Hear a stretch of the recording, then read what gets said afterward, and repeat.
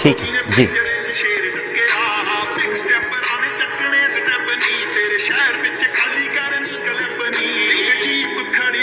गाड़ी स्टार्ट कर।